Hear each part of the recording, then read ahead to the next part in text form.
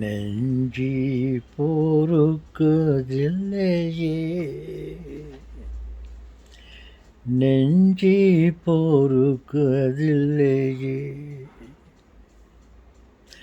இந்த நிலை கெட்ட மனிதரை நினைத்து விட்டால் நெஞ்சி பொறுக்குதில்லையே.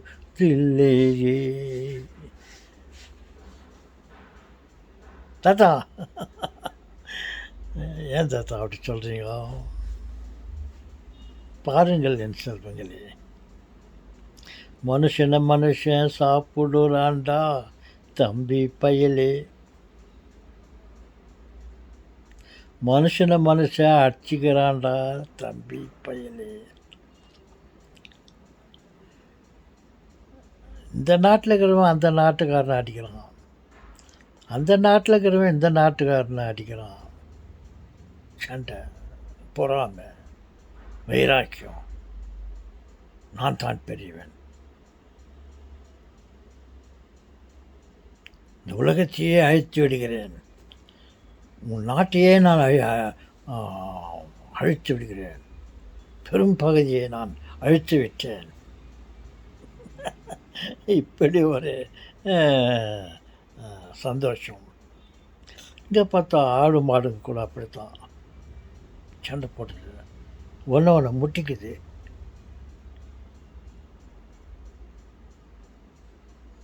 அங்கே 2 கோழியை பார்த்தேன், அது ஏதோ ஒன்று சாப்பிட்டு இருந்துச்சு. இன்னொரு கோழி போய்ட்டு அதை கொச்சி தள்ளிட்டு அந்த சாப்பாடு எடுத்துகிட்டு வந்துச்சு. அது கஷ்டப்பட்டு எடுத்துகிட்டு வந்து அது சாப்பிட்டுக்குது. அதை போய்ட்டு இது போய் சண்டை போட்டு அது கட்டுக்குது, இது பிடிக்குது. அன்னைக்கு கூட அப்படித்தான் அந்த ராஜாக்கள் நாடுகளை ஆழ்ந்து கொண்டு வந்த ராஜாக்கள் கூட இதே புத்தி தான். சுயமாக சம்பாதிக்கலாமே, இந்த நாட்டில் விளைச்சலை இப்போ உருவாக்கி, தொழில்களை உருவாக்கி, அதன் மூலியமாக ஊதித்து பெற்று மற்ற நாடுகளில் இருந்து நமக்கு தேவையானது அந்த நாட்டுகளுக்கு காசு கொடுத்துட்டு பணத்தை கொடுத்துட்டு அவங்கக்கிட்ட வாங்கலாமே அப்படின்றது இல்லை. நம்ம நாளை காலையில் அந்த நாட்டு மேலே படையெடுக்க வேண்டும், அந்த நாட்டில் உள்ள பெரும் பகுதியை நாம் அடித்து நாம் அபகரித்து கொள்ள வேண்டும். இதே புத்தி தான். நம்ம மனுஷங்களுக்கு எப்போ புத்தி வருமே தெரில. இந்த மாதிரி சண்டை சச்சரமாக இருந்தால் இவன் நான் நாட்டை அழிக்கிறது, அந்த கடவுளை எல்லாரையும் அழைச்சிடுவார். அப்படி தான் பாருங்கள், அன்றைக்கி நோவா காலத்தில் கூட அட்டு விடுவாங்க, கலாட்டா ஜாஸ்தி. அதனால் ஜலப்பிரளயத்தை அனுப்பி அந்த நாட்டில் இருக்கிறவங்க எல்லாரும் சாவடிச்சிட்டார்.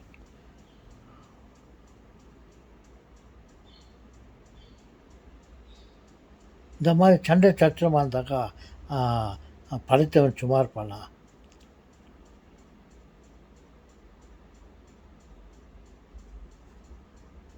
ஓகே, எப்போ நமக்கு நல்ல புத்தி வரும், எப்போ நம்மெல்லாம் மனிதர்களாக வாழப்போகிறோமோ தெரியவில்லை.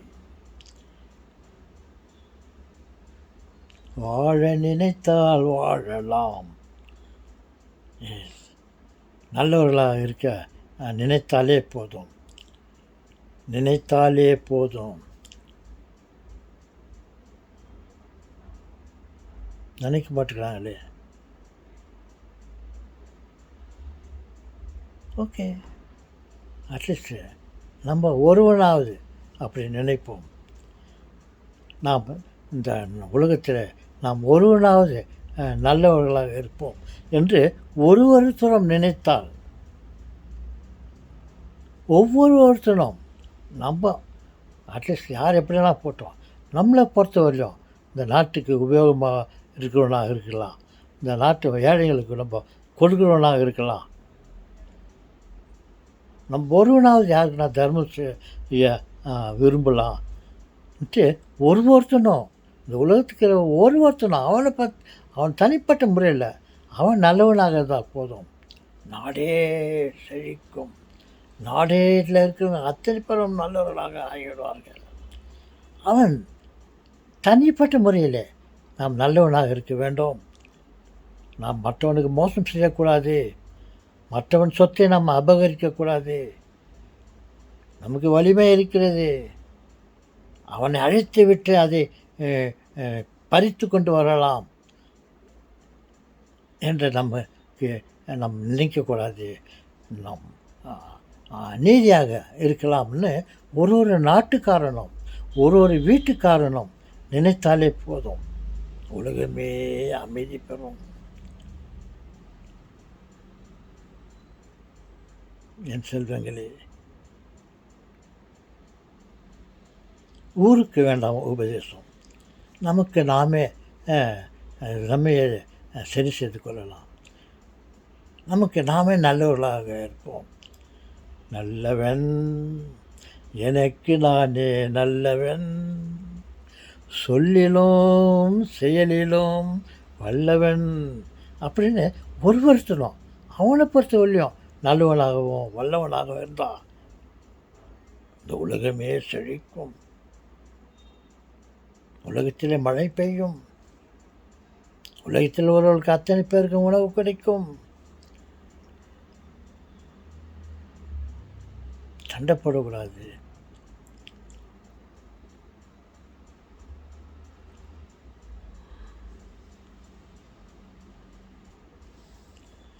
எச்ச இலையில் சாப்பிட்டு வச்ச இருக்கிற இலையில் கொஞ்சம் சோறு மிச்சமாயிட்டு இருக்கும். அந்த சோட்டை தெருவில் போட்டு போய்ப்பான். அந்த சோத்துக்காக சண்டை. எச்சிலை தண்ணியிலே எரியும் சோற்றுக்கு பிச்சைக்காரன் சண்டை ரோட்டிலே. அந்த சோத்துக்காக பிச்சைக்காரனுங்க ஒருத்தரை அடிச்சுக்கலாம்.